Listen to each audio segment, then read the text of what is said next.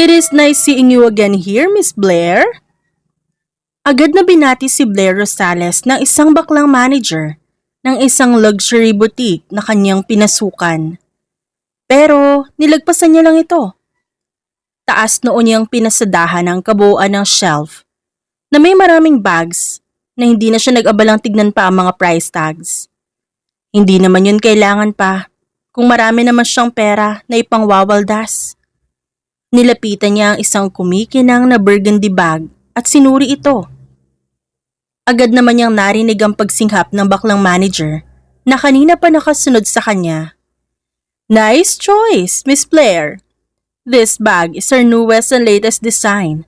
Galing pa po itong France. Muntik na itong kunin ng isang miyembro ng royal family. Mabuti na lang at hindi. Dahil sa inyo yata ito nakatadhana. Napaismid naman si Blair sa kanyang narinig at tinaraya ng manager. You're too noisy, no? Ibalot mo na lang to para makauwi na ako. Inis niyang sabi. Agad na natahimik ang manager at kinuha ang bag para gawin ang kanyang inutos. Taas noon niyang nilapitan ng isang couch at umupo roon bago kinuha ang kanyang bagong bili na phone. Narinig niyang trending ito at pinag-uusapan ng nakararami. Dahil may FOMO siya o fear of missing out, hindi naman pwedeng hindi niya mabibili ito. Where are you? We need you here. ASAP. Basa ni Blair sa message na nakuha niya mula sa kanyang ate. Napairap siya sa kawalan. Istorbo talaga. Si Blair ay lumaking spoiled. Nabibigay lahat ng kanyang gusto. Kahit nawala na ang kanyang ina, hindi naman nagkulang ang kanyang ama sa pagbibigay sa kanya ng mga material na bagay.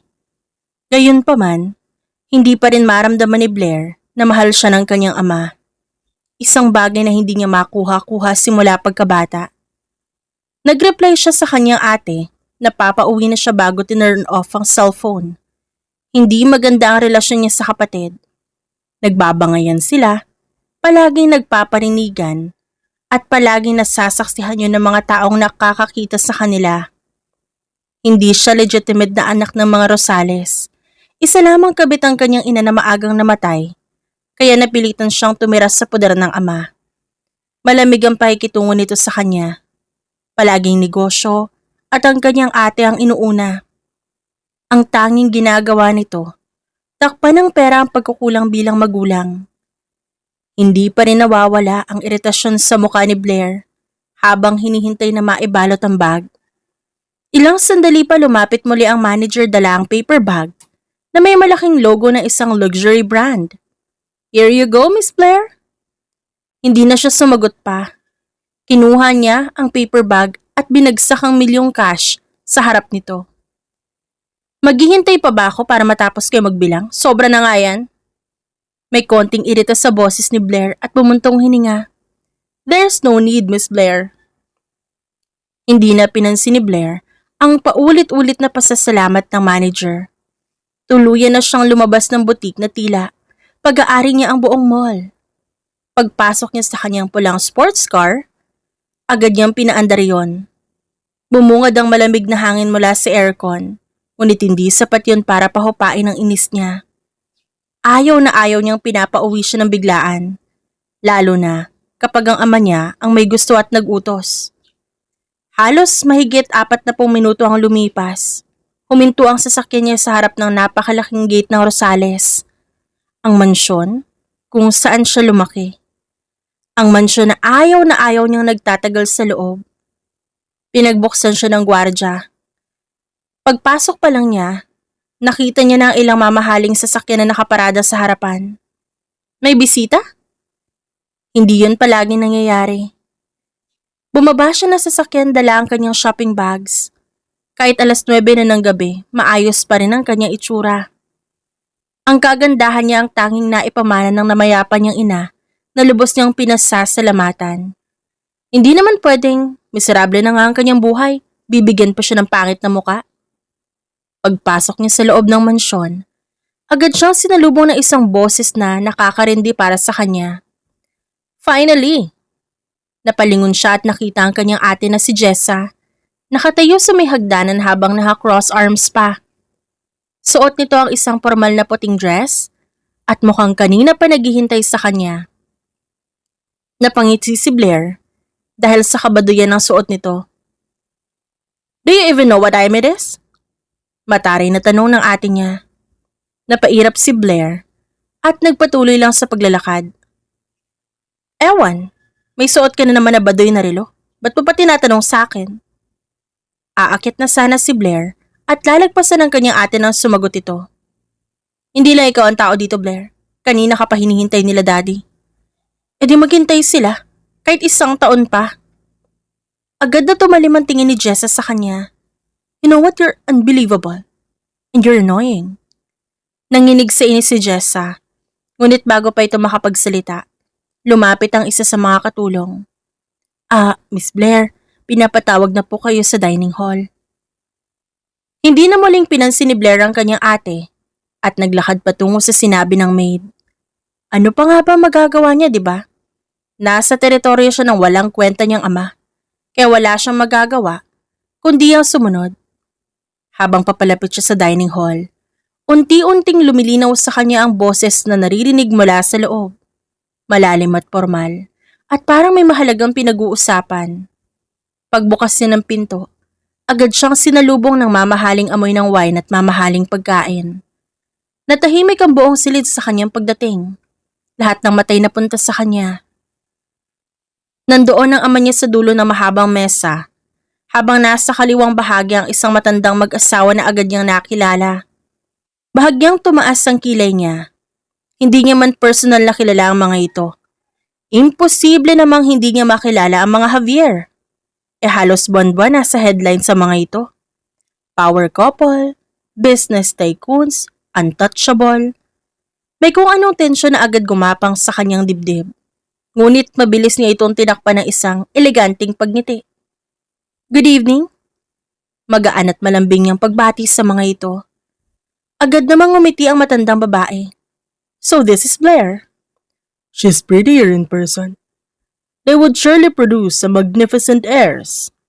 Dagdag pa ng matandang lalaki. Thank you.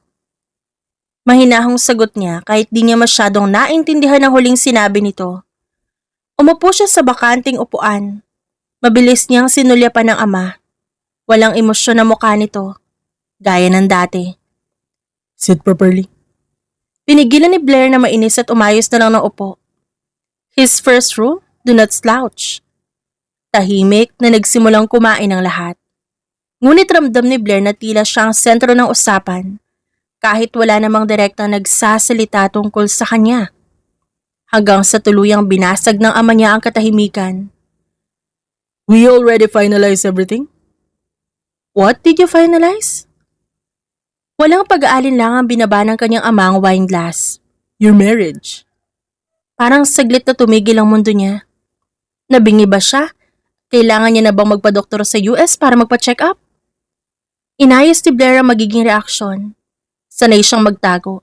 Sanay na siyang umiti kahit gusto niyang manakal. What? Ngumiti ang matandang babae. Nakaharap niya. Kaya napunta ang atensyon ni Blair dito.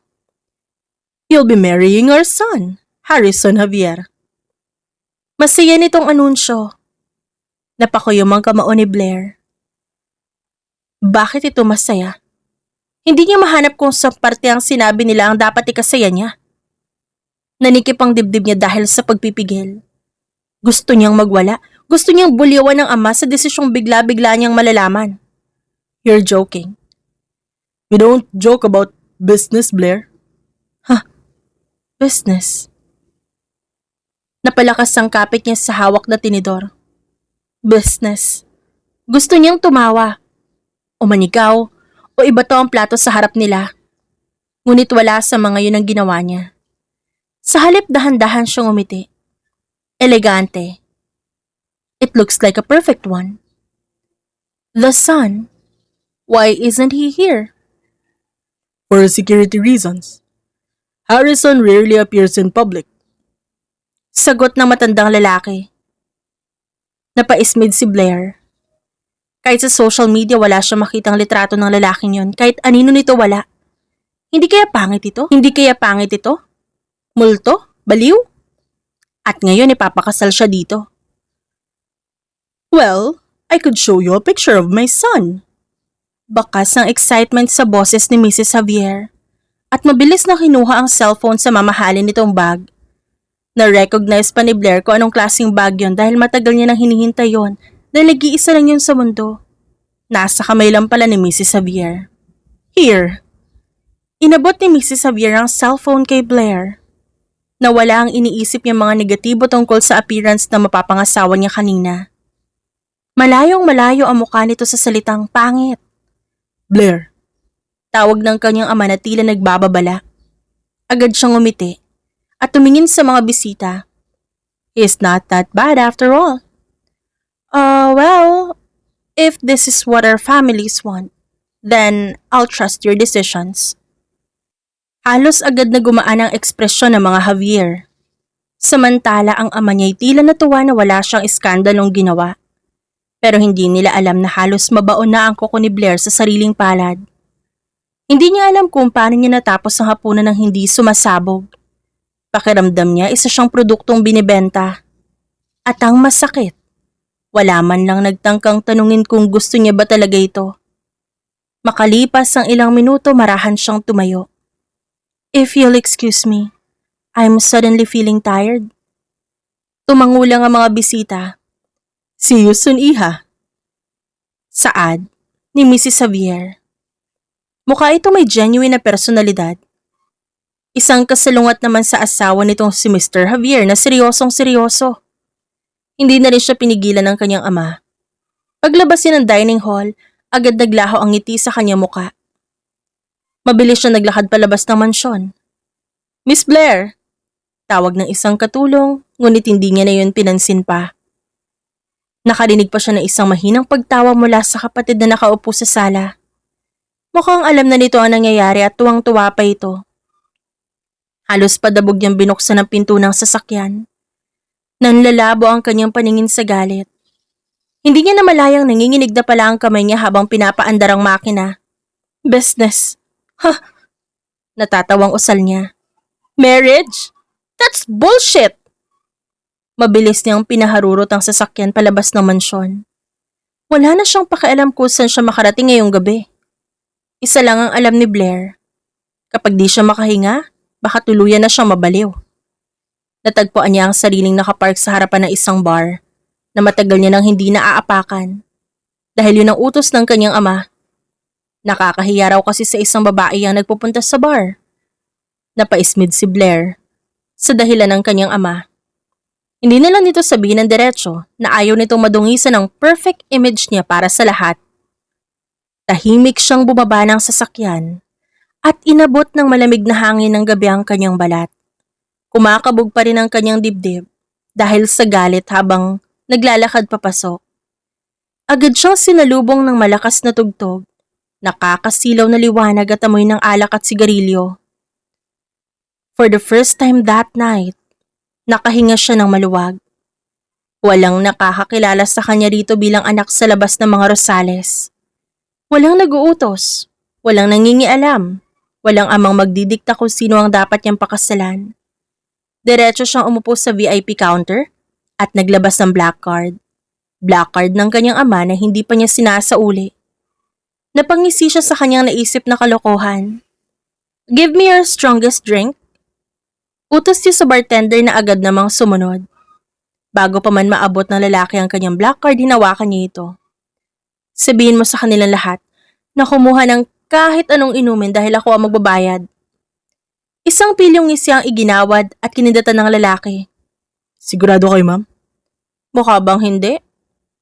Hindi na nagtanong pa ang bartender. Sunod-sunod na inilapag sa harapan niya ang mamahaling alak kasama ang mga inumin na libre para sa lahat. Sunod-sunod niyang nilagok ang lahat. Hindi niya inintindi ang init ng katawan habang unti-unting lumalabo ang kanyang paligid. Pero hindi pa rin ito sapat para mawala ang kanyang bigat na nararamdaman sa dibdib. Hindi sapat para patahimikin ang boses ng ama niya. Mariin niyang pinikit ang mga mata bago muling uminom. Rough night? Napalingon siya ng may maupong lalaki sa kanyang katabi. Gwapo. Mukhang mayaman. Halatang interesado sa kanya. Ngumisi ang lalaki habang sinusulyapan ng exposed na balikat ni Blair. You look too pretty to drink alone. What if I want to? Then, let me make your night less miserable. Hindi niya alam kung epekto yun ng alak o ng sakit na nararamdaman niya. Pero may bigla siyang naisip na idea. Isang baliw na idea. Kung ikukulong din naman siya sa isang kasal, ba't di niya gawin ang isang bagay na siya mismo ang magdedesisyon? Hindi niya hahayaan na mapapangasawa ang magiging una niya sa kama. Hindi niya ibibigay ang parte ng sarili niya bilang isang obligasyon. Kung may mangyari man, gusto ni Blair na sariling desisyon niya yon. Tumayo si Blair at walang emosyon na inubos ng laman ng baso. Dance with me. Bahagya ito nagulat, pero agad ding umisi. Mabilis siyang sinundan nito sa dance floor. Mabilis ding nilamon si Blair ng malakas na ilaw at tugtog. Sumasayaw siya na tila gustong kalimutan ng lahat. Wala siyang pakialam sa mga matang nakatingin sa kanya o kahit malaman ng ama niya ang kagagahan na ginagawa niya ngayong gabi. Patuloy lang siyang gumagalaw habang umiikot ang mundo niya dahil sa alak. At sa bawat lagok, mas lalo niya nakakalimutang nasasaktan siya. Easy. Saad ng lalaki.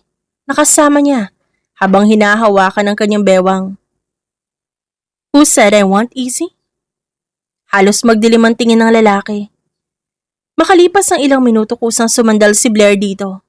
Magkahalong pagod, init, at emotionally drained ang kanyang nararamdaman. Let's go somewhere quieter. Bulong ng lalaki sa tenga niya. Hindi tumutol si Blair dahil wala na siyang pakialam. Hinayaan niyang akayin siya nito palabas ng dance floor, patungo sa hallway ng private rooms. Hindi niya napansing may ilang lalaki na kaitim tahimik na sumusunod sa kanila mula pa kanina. At lalong hindi niya alam na sa ikalawang palapag ng bar, may pares ng mga matang kanina pa nakatingin sa kanya. Malamig, mapanganib at puno ng galit. Tahimik na nakatayo si Harrison Javier sa madilim na bahagi ng VIP balcony, habang pinagmamasdan si Blair na hinahawakan lang ng sinong lalaki. Kasama niyang dalawang tauhan. Sir. Maingat na tawag ng isa. Mariing napikit naman si Harrison, bago dahan-dahang nagmulat. Get him out of here.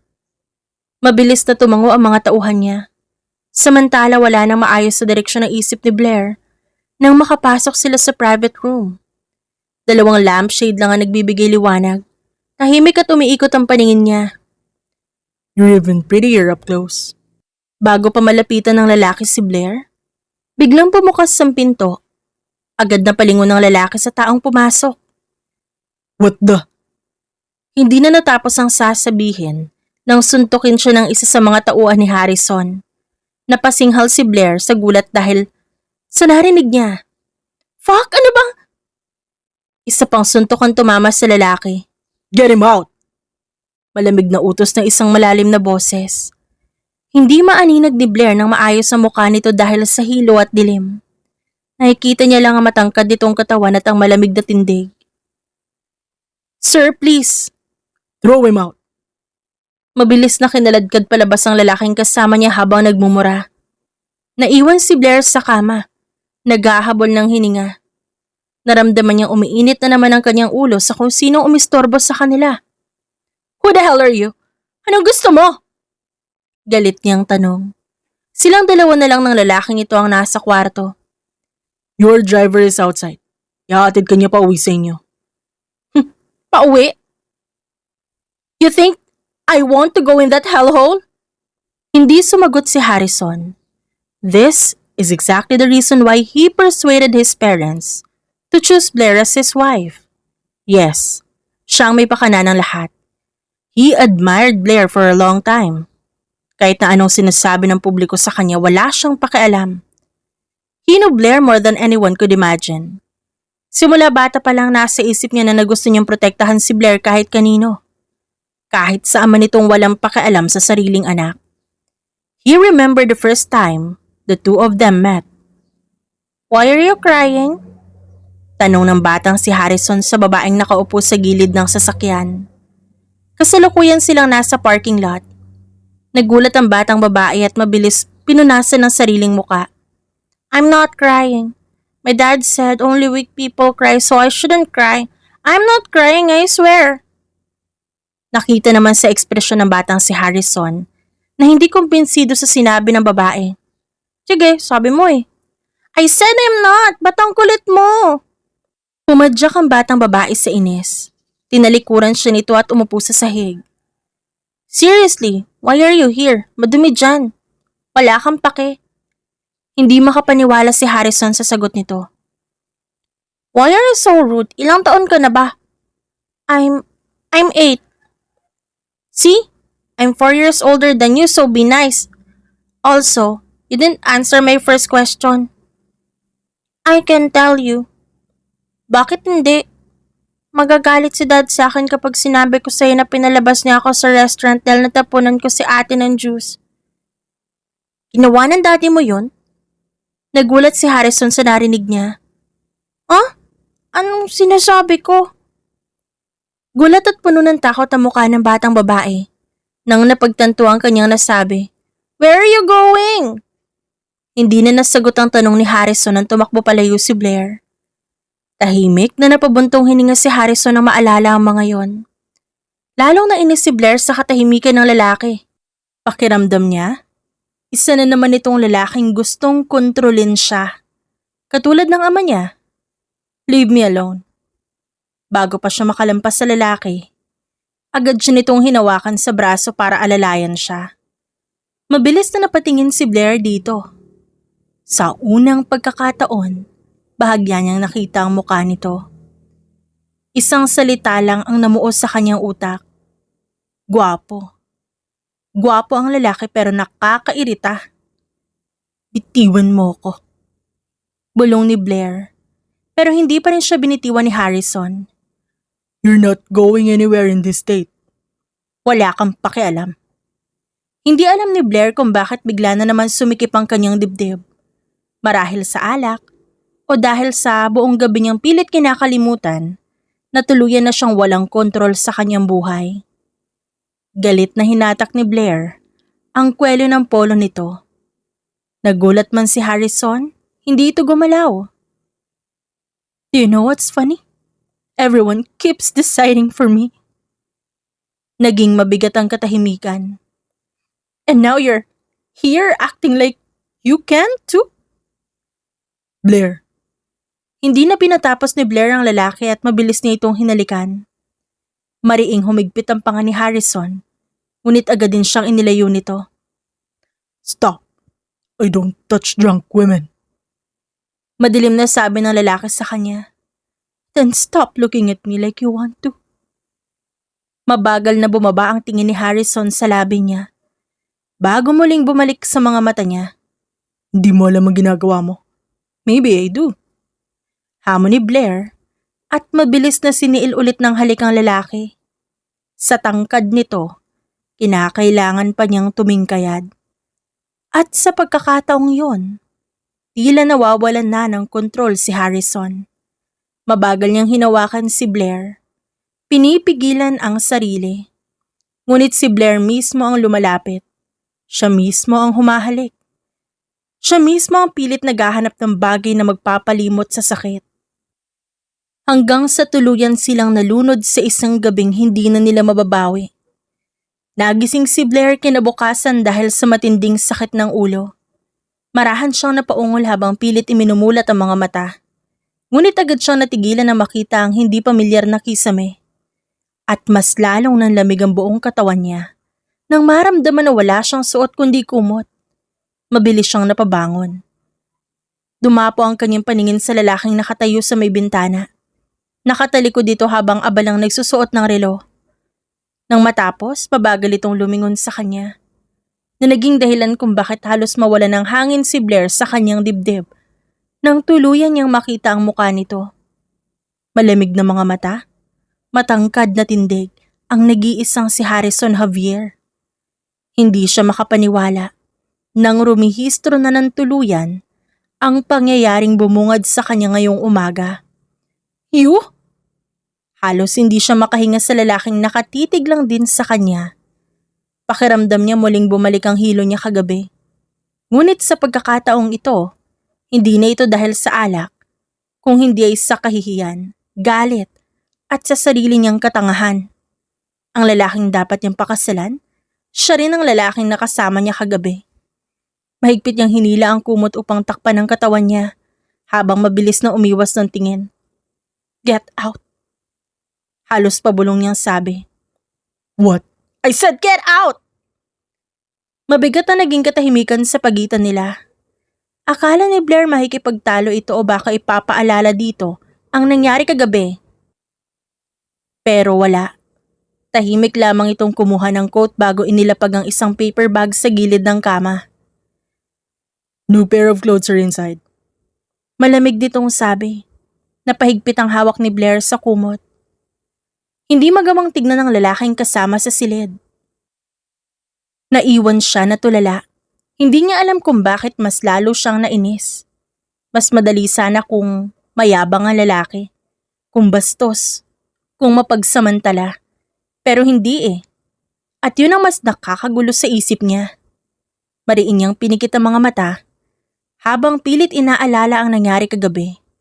Kung paano sinabi ni Harrison na ayaw niyang humawak ng lasing na babae. At higit sa lahat, naaalala ni Blair na ang sarili niya mismo ang unang lumapit sa lalaki. Siya ang humalik. Siya ang nagpumilit. Shit! Mahina niyang mura habang sinasapo ang noo. Pakiramdam niya gusto niyang lamunin siya ng lupa. Hindi na muling nagkita ang dalawa. Hindi niya na rin gustong pag-usapan pa ang nangyari sa pagitan nila. Pagka-uwi niya ng mansyon, wala pa ring nagbago. Abala ang ama sa kasal at si Jessa ay inuutusan ng ama sa pag-aasikaso sa mga detalye. Hanggang ngayon, walang kahit isa sa kanila ang nagtanong kung gusto ba talaga niya ang lahat ng ito. Mabilis dumating ang araw ng kasal. Napakagara. Napakaraming bisita na kahit isa'y wala siyang kilala personally. Politiko, negosyante, mga kilalang tao. Lahat naroon para makita ang pagsasama ng dalawang makapangyarihang pamilya. Habang nakatayo si Blair sa harap ng salamin, suot ang napakamahal na wedding gown. Wala siyang naramdamang excitement. Pakiramdam niya may bahagi ng sarili niya unti-unti nang namamatay.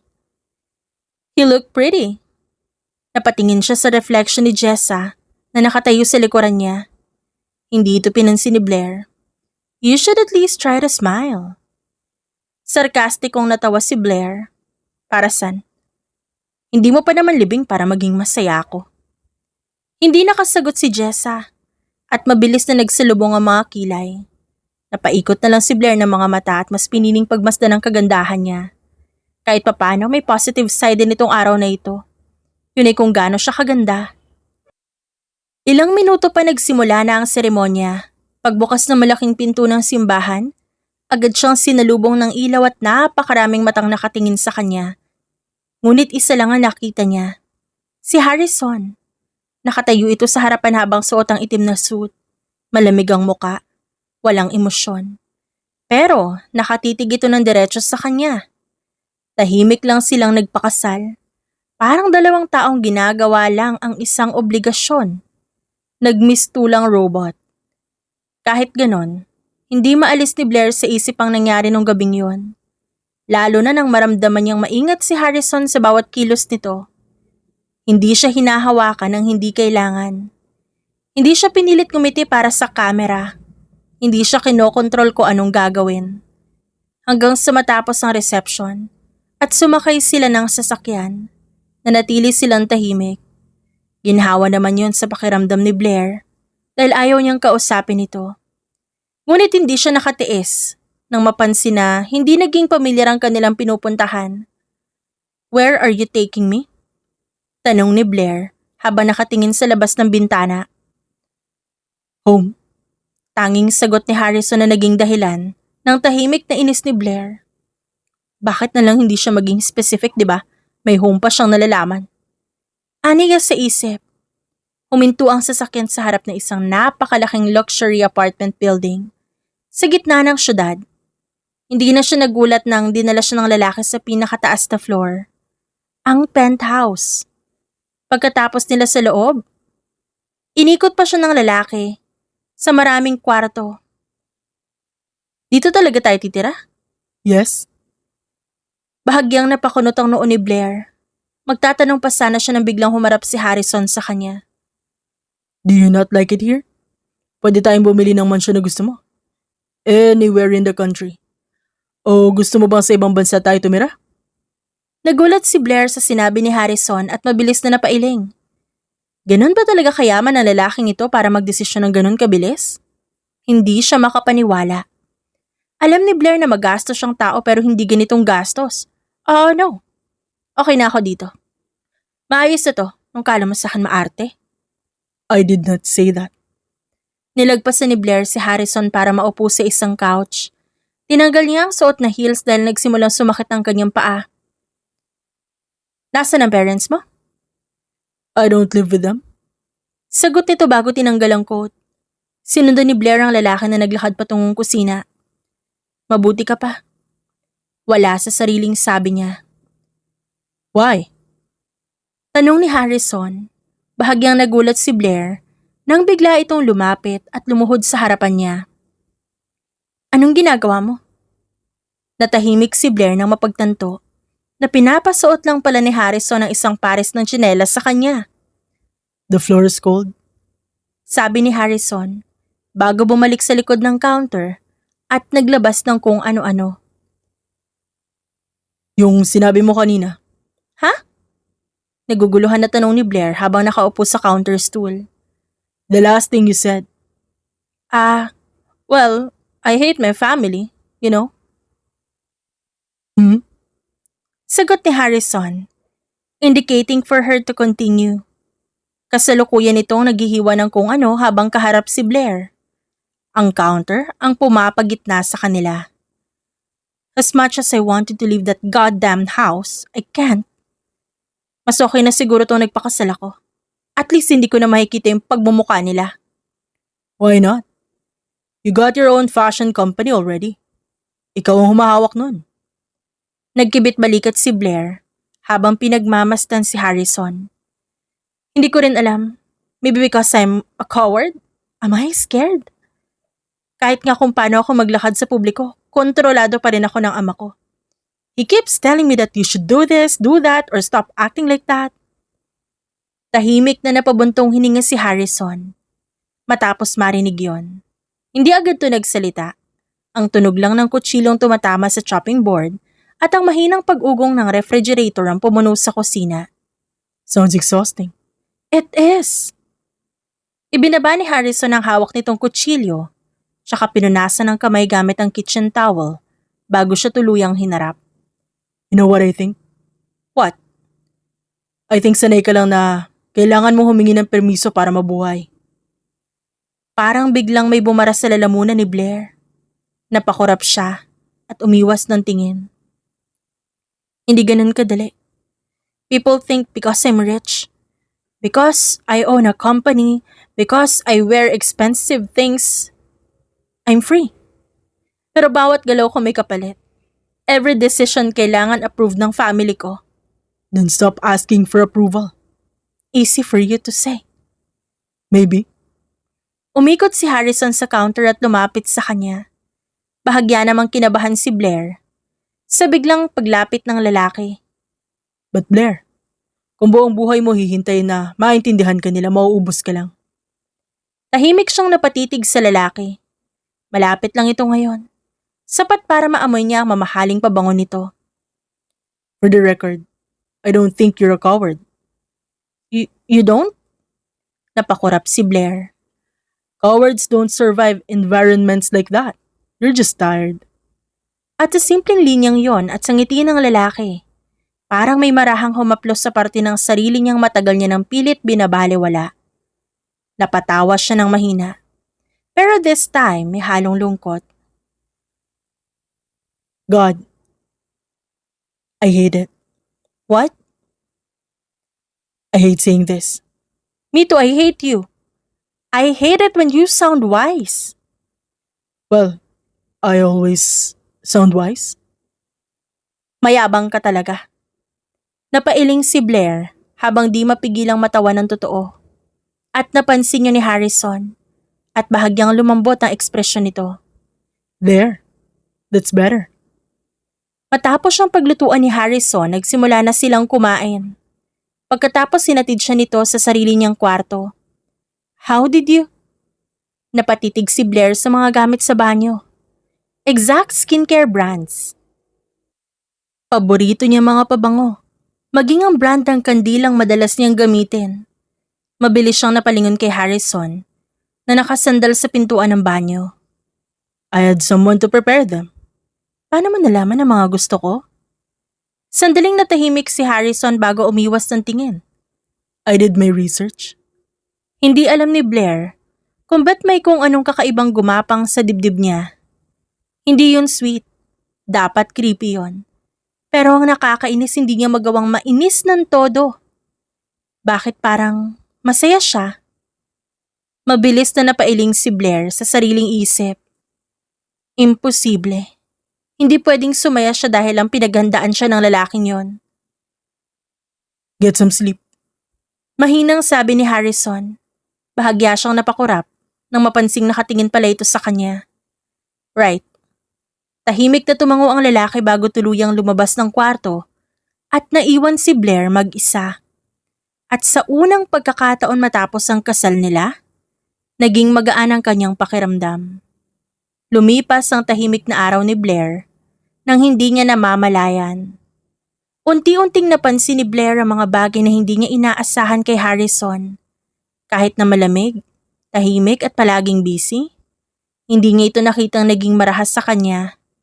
Yun pa naman ang kinatatakutan niya sa isang lalaki dahil nakikita niya ang daddy niya roon.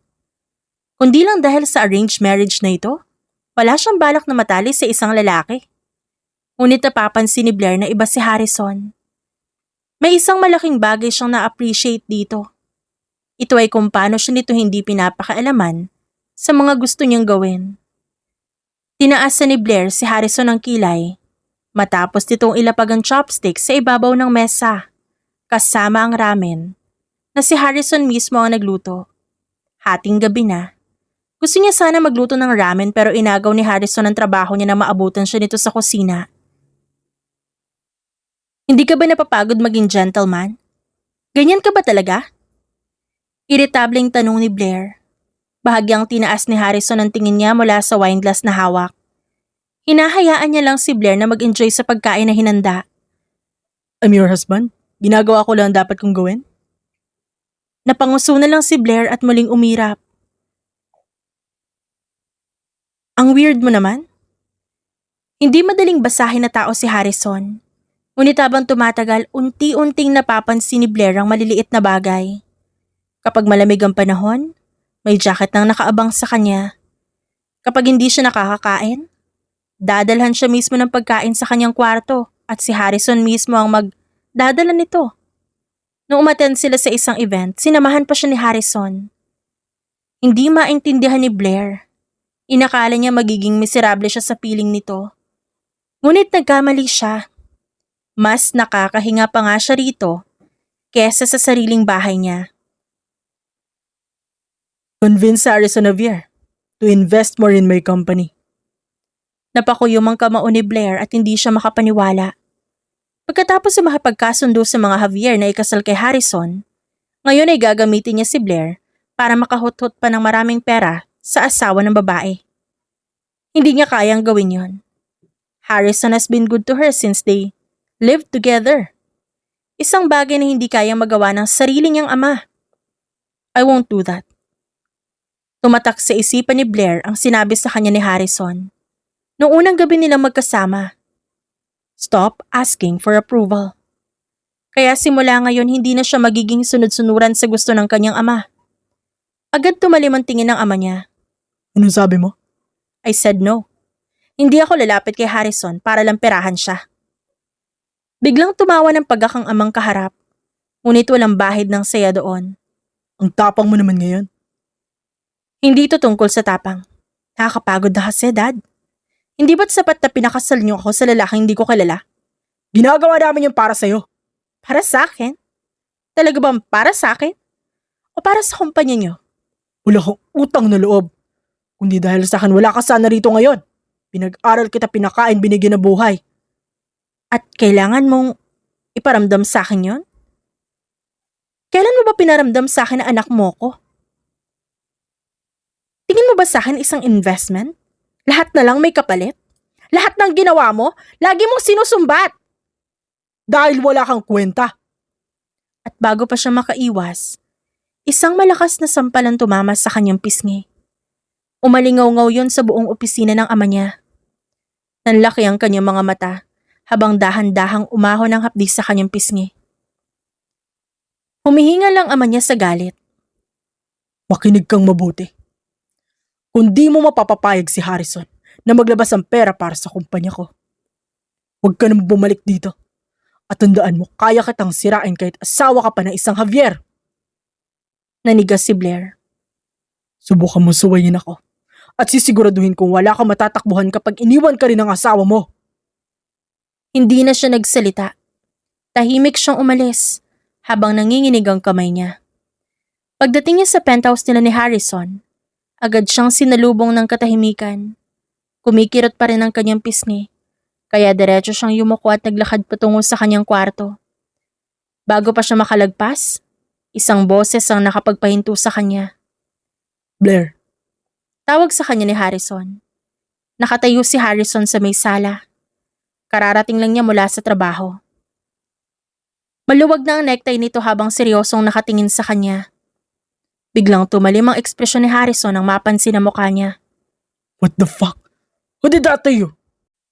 Ramdam ni Blair ang pagtayo ng kanyang balahibo sa batok nang hawakan ni Harrison ang mukha niya gamit ang mainit nitong mga kamay. Wala lang to. Blair, Bakas sa tono ni Harrison ang pagbababala. Mas mababa ang boses nito. Mas delikado.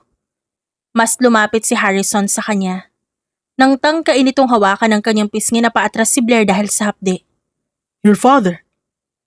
Hindi sumagot si Blair, pero sapat na yata ang katahimikan niya. Napakuyom ang kamao ni Harrison hanggang sa umangat ang mga ugat sa kamay nito. For fuck's sake. Hindi pa kailanman nakita ni Blair si Harrison na ganun kagalit. Tahimik ito at nasa personalidad na kung paano kontrolin ang sarili. Pero ngayon parang isang maling galaw lang masasaktan talaga ang kusino mang nanakit sa kanya. Harrison, hayaan mo na. Hindi naman to bago. The hell? Anong hindi bago? Please calm down. Natatakot na ako sa'yo. Lumambot ang ekspresyon sa mukha ni Harrison sa sinabi ni Blair. Huminga siya ng malalim bago hinawakan ang kamay ni Blair para hilahin siya paupo sa couch. Agad nitong kinuha ang yelo mula sa minibar. Nang makabalik, maingat nitong idinampi sa pisngi niya ang malamig na bagay. This is not the first time he has hit you. Hindi agad nakasagot si Blair. Tahimik lang siyang nakayuko habang pinipigilan ng sariling mapangiwi sa bawat dampi ng yelo sa kanyang pisngi. Nakita niya ang pagsikip ng panga ni Harrison. Blair, Kapag galit siya, napapapikit niyang sabi. Minsan di niya napipigilan ang sarili niya. minsan. He fucking hits you and you call that minsan? Harrison, How long? How long has he been doing this to you? nung natapunan ko ang ate ko ng juice, yun ang unang beses na nasaktan niya ako. Tuluyan itong binaba ang yelo sa mesa bago marahang umatras ng konti. Tila sinusubukang kontrolin ang sariling emosyon. Pero kitang-kita ni Blair ang galit sa mga mata nito. That old bastard. Hindi naman palagi kapag talagang galit lang siya. And you think that makes it better? Biglang natawa ng mahina si Harrison, pero walang bahid ng amusement doon. Puno yun ng galit at frustration.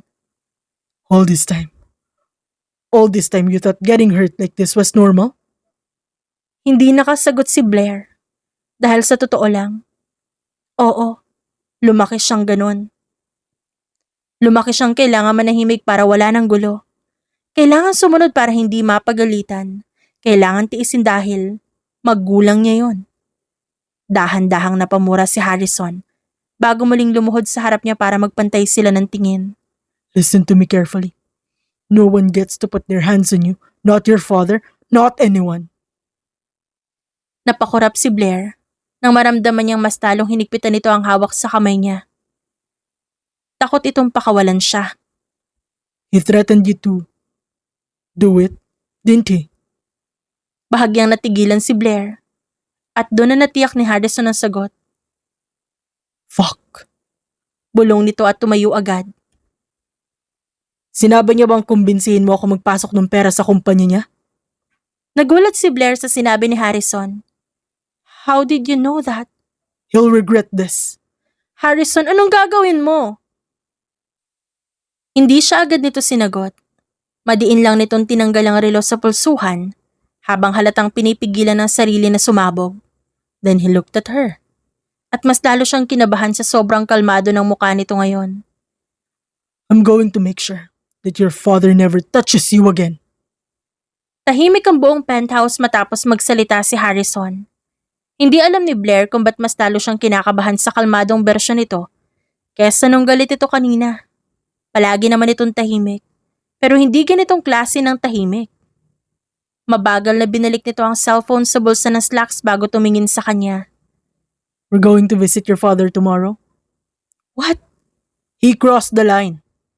Harrison, hindi mo kailangang... I do, because he touched my wife. Parang may kung anong init na pumasok sa dibdib ni Blair at hinaplos ang kabuuan nito sa paraan ng pagkakasabi ni Harrison ng salitang wife. Ngunit mabilis din niyang pinigilan ng sarili. Seryosong seryoso ang usapan nila, pero heto siya't kung ano-anong napapansin. He hurt you, love. Palihim na kinurot ni Blair ang sarili at sinusubukang hindi pansinin ang tinawag sa kanya ng asawa. Hindi mo siya kilala. Kapag nagalit siya, wala siyang pakialam kung sino ka pa. So do I. Wala akong pakialam kahit ama mo pa siya. Kinabukasan, halos buong biyahe tahimik lang si Blair sa passenger seat, habang si Harrison naman, nakatutok sa daan. Hindi niya alam kung paano ipaliliwanag ang kakaibang kaba sa dibdib niya. Takot siya sa kung ano talaga ang kayang gawin ni Harrison. Hindi man niya alam ang buong mundo ng lalaki. Ramdam niyang hindi ordinaryong tao ang asawa niya. Hindi normal ang security nito. Hindi normal ang paraan ng paggalaw ng mga tauhan niya. At lalong hindi normal ang lamig sa mga mata nito kapag galit. Pagdating nila sa mansyon ng Rosales, gulat na gulat silang sinalubong ng katulong. Napatigil ang lahat na makita si Harrison Javier sa personal. Na pinagbubuksan ng pinto si Blair. Maging si Jessa. Nasa sala bahagyan ng laki ang mata. Harrison Javier. In person. Wow! Mabilis na naglakad si Blair papasok ngunit agad siyang sinabayan ni Harrison. Hindi niya namalayang bahagya pa lang nakapatong ang kamay nito sa likod niya, guiding her and protecting her. Pagpasok nila sa opisina ng ama niya, agad silang sinalubong ng mabigat na katahimikan. Nakatayo ang ama niya malapit sa malaking desk, habang may hawak na whiskey glass. Bahagya itong ngumiti nang makita si Harrison. Mr. Javier, I wasn't informed about your visit. Good. I prefer surprises. Malamig na sagot ni Harrison. Agad napansin ng ama ni Blair ang pasasapisngi at wala man lang itong bakas ng guilt sa muka. Blair, you should have covered that. Wag attention seeker. She doesn't need to hide what you did. Tahimik na napunta ang tingin ng ama ni Blair kay Harrison. At ano naman ang ibig mong sabihin? Makalipas ng ilang segundo, tila ba lumiit ang buong opisina dahil sa tensyon. Nang dahan-dahang humakbang si Harrison patungo sa ama ni Blair. You hit her. Disciplining my daughter is none of your business. She became my business the moment you sold her to me. Napatigil si Blair. Maging ang ama niya'y tila bahagyang natigilan sa sinabi nito, ngunit mabilis itong natawa. Sold. Umiling ang matanda. Careful with your words, Mr. Javier. This marriage benefits both families. No, it benefited you. Nanigas ang panga ng ama ni Blair. Watch your tone. And you watch your hands around my wife. Nanigas si Blair nang marinig yon. But she can't help it na matouch sa pagtatanggol sa kanya ni Harrison ngayon. Sa unang pagkakataon, may isang taong handang gawin ang lahat para sa kanya. Kahit pa sa sariling ama niya mismo. Ang babanggain ito. Tahimik na inilapag ng ama niya ang whiskey glass. Anong gusto mo? Simple lang. You stay away from Blair. Natawa ng pagakang kanyang ama. Excuse me? You heard me. She's my daughter. And yet you treat her worse than strangers? Muling bumigat ang katahimikan. Napahigpit ang hawak ni Blair sa bag niya habang nakatitig sa dalawa. Pakiramdam niya hindi siya makahinga. Do you even know?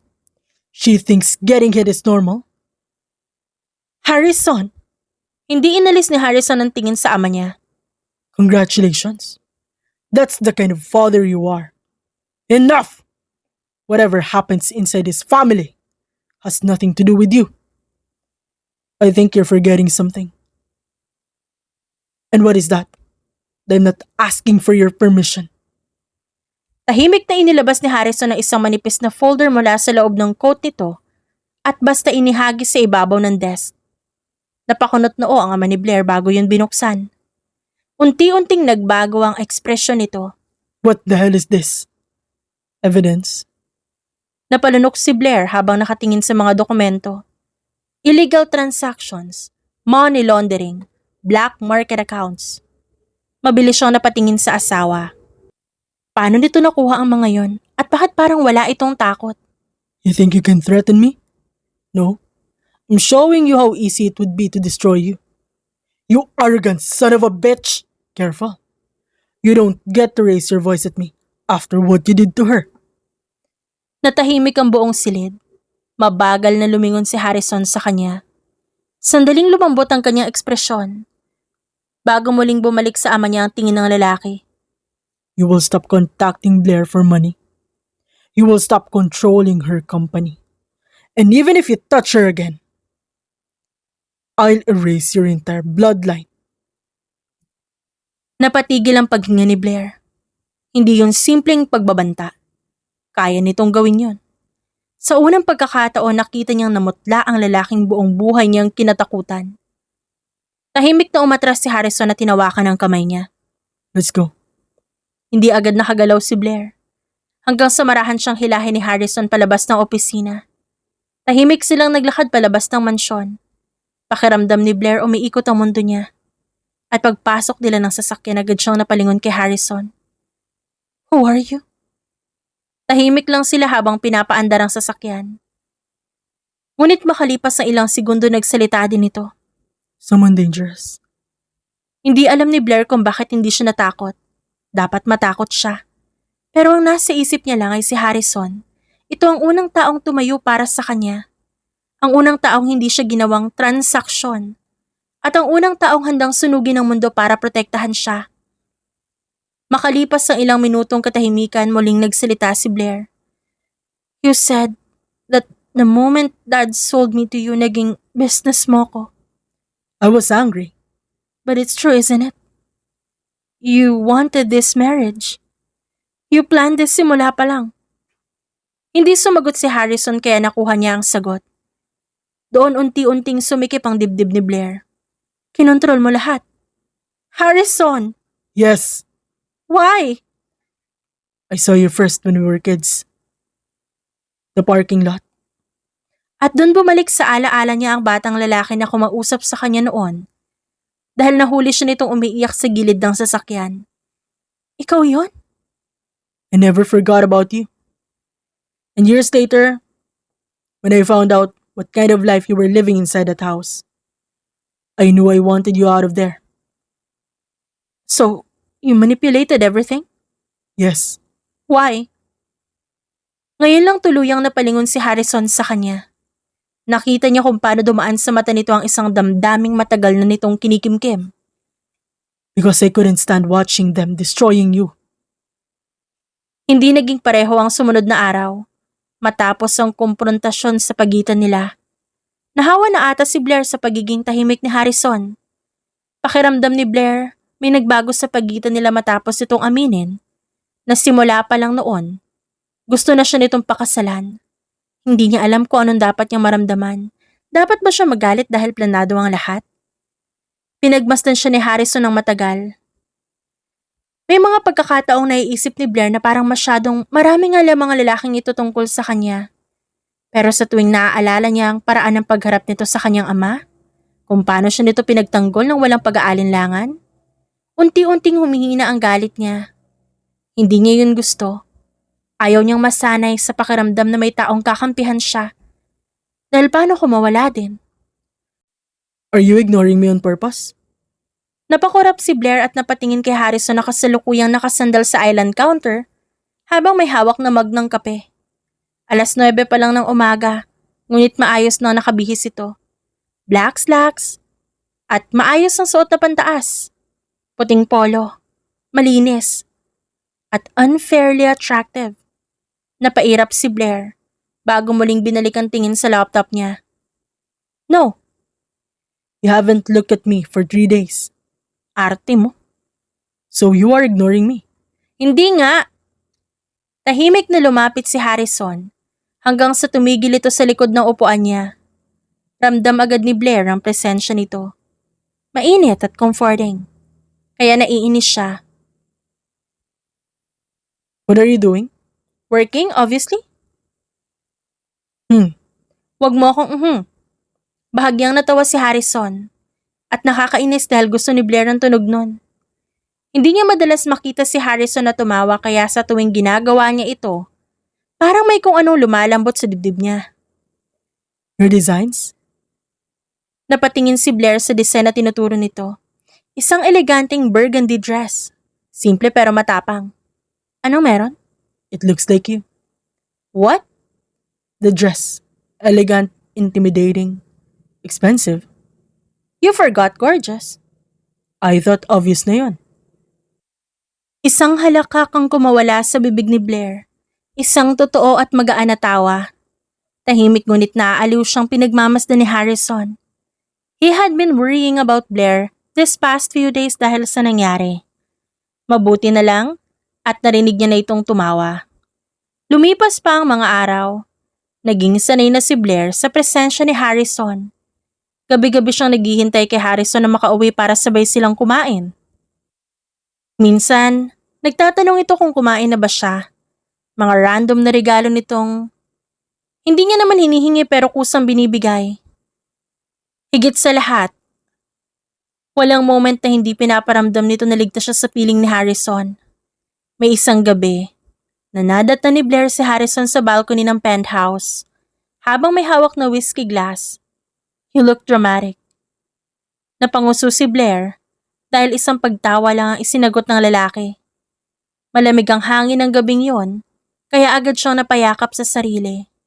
Wala pang ilang segundo, dumapo agad sa kanyang balikat ang isang coat. Giniginaw ka. You always do that. Do what? Take care of me. I don't know how not to. Parang biglang bumagal ang tibok ng puso ni Blair. Mabilis siyang umiwas ng tingin. Delikado talaga ang lalaking ito. Hindi sa paraan na iniisip ng karamihan, kundi sa paraan na kaya nitong akyatin ang pader na ginawa niyang depensa nang hindi man lang sinusubukan. Isang umaga, sumabog ang internet. Sunod-sunod ang paglabas ng mga articles. Illegitimate daughter of Rosales family causes internal conflict. Blair Rosales, allegedly manipulating Javier's only son. Marriage between Javier and Rose's family, rumored to be collapsing. Kasama roon ang litrato ni Blair sa bar noon. Mga edited photos, mga fake rumors. Kung saan-saan na umabot ang kanilang mga conclusion. May interview pa ng dad niya. She has always been difficult. Parang may mabigat na bagay na bumagsak sa dibdib ni Blair habang binabasa yon. Kung kailan nagsimula nang maging maayos ang buhay niya, may gusto namang sumalungat doon. What happened? Tanong agad ni Harrison pagpasok ng sala at napansin nito ang ekspresyon sa mukha ni Blair. Isa ito sa nagustuhan ni Blair kay Harrison. He was so always observant. Hindi niya sinagot ang lalaki at basta na lang inabot ang tablet. He did this. Hindi yun tanong. Alam din ito kung sino ang pasimuno ng lahat. People are going to believe him. No. Mabilis siyang napatingin kay Harrison sa sagot nito. People believe power. And I have power. More power than your father. Harrison. Hindi siya nito sinagot. Tahimik lang nitong kinuha ang cellphone. Kinabukasan, mas malaking balita ang gumising sa buong bansa. Frozen ang ilang kumpanya sa Rosales Group dahil sa tax fraud at illegal financial activities. May leaked evidence, may investors na umatras, tuluyang nagkagulo ang media, at nanlaki ang mata ni Blair habang pinapanood ang balita. He did this? He attacked you first. Harrison, babagsak ang kumpanya nila. E di mas mabuti. Mabilis siyang napatingin dito. Doon niya muling nakita ang totoong Harrison. Mapanganib, walang awa, handang sirain ang kahit sino para sa kanya. Hindi nagtagal dumating mismo ang ama ni Blair sa kanilang penthouse at galit na galit ito, halos padabog nitong kinakatok ang pinto nila. You think you can destroy me? Kalmadong-kalmado na nakaupo si Harrison habang umiinom ng kape. Si Blair naman nakatayo sa kanyang likuran malapit sa bintana. Sit down. Baka sabihin mo walang manners ang asawa ng anak mo. Fuck you! Then stand. Mas lalong umusok sa galit ang ama ni Blair. Blair, tell your husband to stop this bullshit. Wala siyang naging reaksyon sa sinabi nito. Ikaw ang nagsimula ng gulong to. Doon ang laki ang mata niya. Ano? He humiliated me publicly, right? Kasi pinapahiya mo tong pamilyang ito. Natawa si Blair pero walang saya doon. Pamilya? Ngayon mo lang naalala na pamilya mo ko? After I gave you. There it is again. Laging may kapalit. Lagi kang nanunumbat. Tignan mo nga ako, Dad. Ni minsan ba minahal mo ako bilang anak? No, what's funny? Buong buhay ko akala ko. Kasalanan ko ang lahat kung ba't di mo ako kayang mahalin. Blair, But it was never me, wasn't it? You just never wanted me. Pagod na ako, Dad. Pagod na akong habulin ng pagmamahal mo. At doon niya tuluyang naramdamang malaya na siya. Hindi dahil may pera siya. Hindi dahil asawa niya si Harrison, kundi dahil sa wakas. Tumigil na siyang humingi ng pagmamahal sa taong hindi naman kayang ibigay yon. Mabilis na tumayo si Harrison para lapitan siya. Masuyo nitong hinawakan ang kamay niya at sa simpleng bagay na yon, naging magaan na naman ang kanyang pakiramdam. leave. Malamig na utos ni Harrison sa kanyang ama. Hindi agad ito gumalaw, ngunit na makita nito ang matalim na tingin ng asawa niyang si Harrison. Tuluyan din itong umalis. Lumipas sa mga buwan na hindi niya nakikita ang pagmumukha ng kanyang pamilya. Mas tahimik, magaan at mas totoo. Lumaki ang fashion company ni Blair nang tuluyan siyang makalaya sa kontrol ng kanyang pamilya dahil mas malaya niyang nagagawa ang gusto niya. Walang nagsasabi, walang nagkokontrol, at sa unang pagkakataon, sarili niyang pangalan ang ginagamit niya. Hindi Rosales kundi Monteverde. Blair Monteverde Javier. Isang gabing pagod siyang umuwi mula sa isang fashion event. Pagpasok niya sa penthouse, agad siyang sinalubong ng amoy ng pagkain. Baby? Kitchen love. Naglakad siya papunta roon at nadata ng asawa niyang nagluluto. Nang naka-rock ulit na long sleeve polo. Mukhang kagagaling lang nito sa trabaho pero nagsipag pa talaga itong magluto para sa kanya. CEO ka ba o house husband? Depends. Hinawakan nito ang kanyang bewang at mabilis siyang siniil ng halik. On what? If my wife ate already.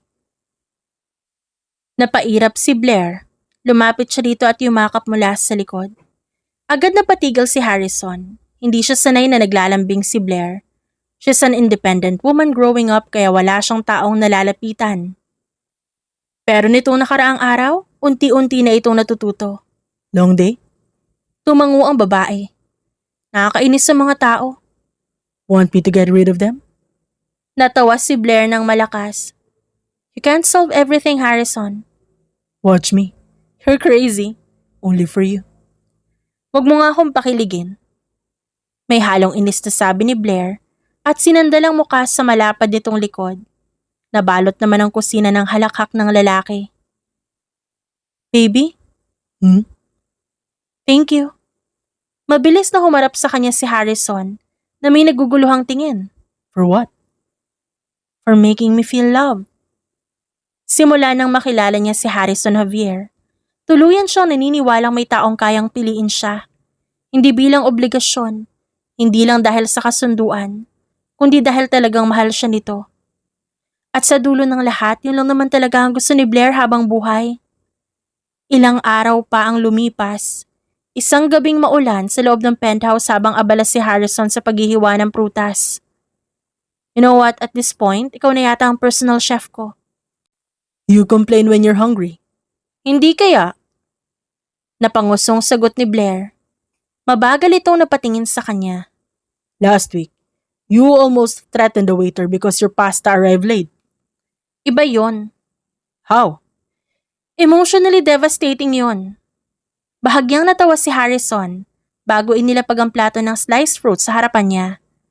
Hindi alam ni Blair kung bakit gusto niya ang simpleng tunog ng tawa nito. Dati, pakiramdam niya napakalayo ni Harrison sa kanya.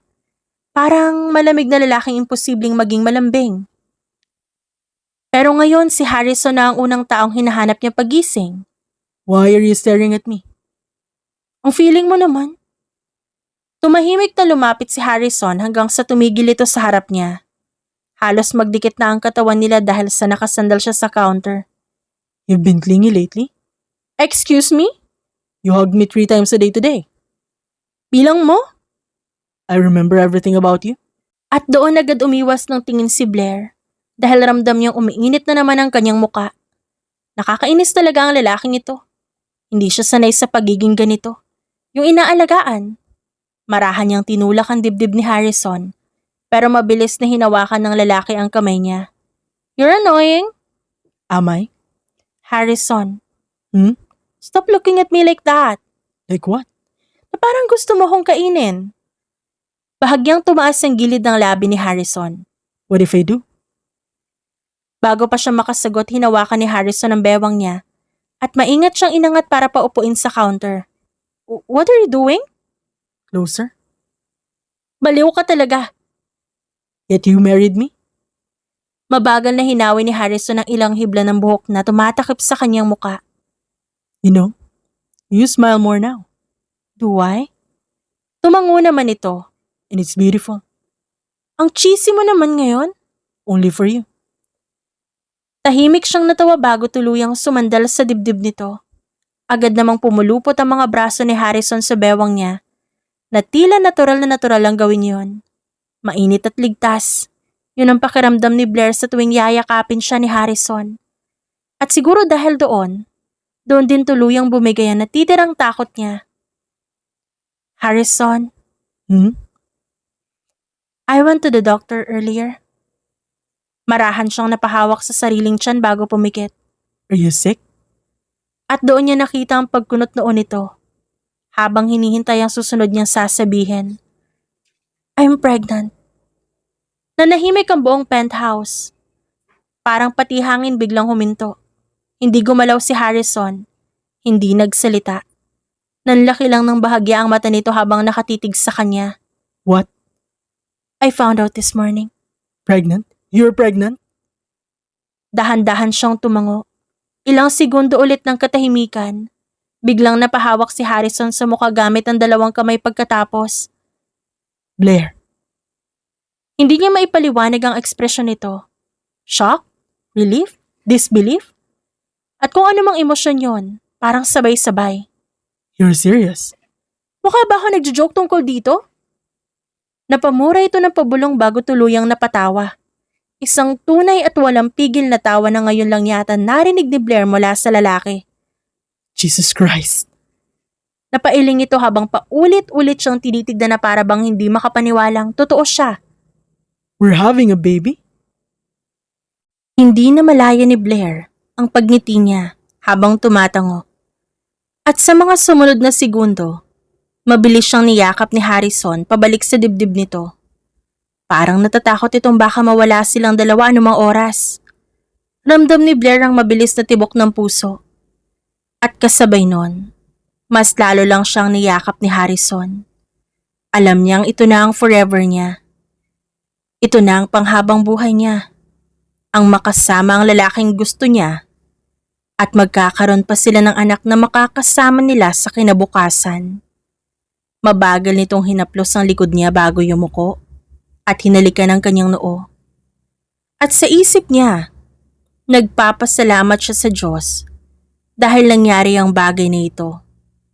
Isang bagay na kailanman hinding-hindi niya pagsisisihan. The End. At dyan nagtatapos ang isa na namang kwento mula sa ating channel. Sana po suportahan nyo ang channel na to sa pamamagitan ng pag-like, comment, and subscribe. Maraming salamat po hanggang sa susunod. Paalam!